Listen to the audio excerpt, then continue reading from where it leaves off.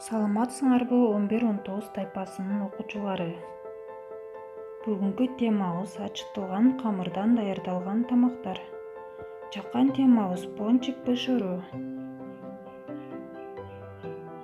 Сабактын максаты пончикти даярдоодо колдонулуучу жабдуулар, идиштер жана колдонулуучу азыктарды пончикти даярдоонун технологиясы менен тааныштыруу, логикалык ой жүгүртүүлөрүн өркүндөтүшөт, пончик даярдоодо үнөмдүүлүккө жана сарамжалдуулукка, эмгек тартибине жана эмгек маданиятына тарбиялоо.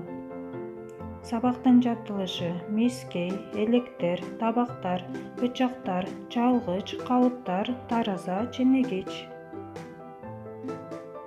Техникалык коопсуздук эрежелерин жана санитария гигиена талаптарын сактайбыз.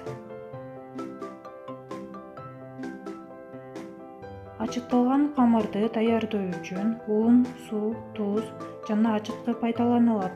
Кошулмалуу камырга сүт, жумуртка, кант, май, каймак жана башка продуктылар кошулат. Керектүү азыктар: сүт 150 грамм, un 250 грамм, жумуртка 50 грамм, каймак май 25 грамм, ачыткы 4 грамм, кумшекер 50 грамм, өсүмдүк май 350 грамм жана туз 3 грамм. Иштин тартиби: un ээленип, бүтүрлөр жана бөтөн аралашмалар алып ташталат. Бул учурда унга кислород көбүрөөк аралашат да камырдын жуурулушу сапаты жакшырат жана жакшы ачыйт.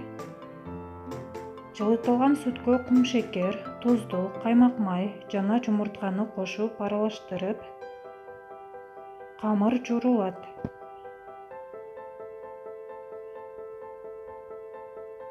Жуурулган камыр жылуу жерге коюлуп, 1,5–2 саатта ачытылат.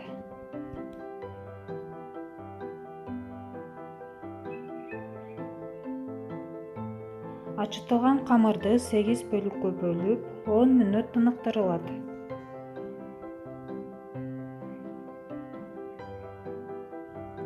Ар бирин шакек түрүндө жасап, 20 мүнөт тыныктырылат.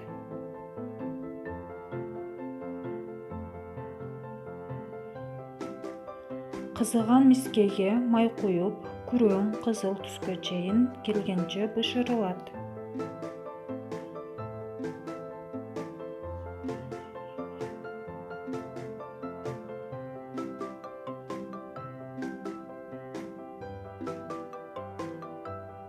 Бышыктоо: пончик даярдоодо керектелүүчү азыктарды айтып бергиле.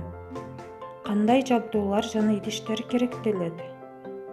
Пончик даярдоонун технологиясын айтып бергиле.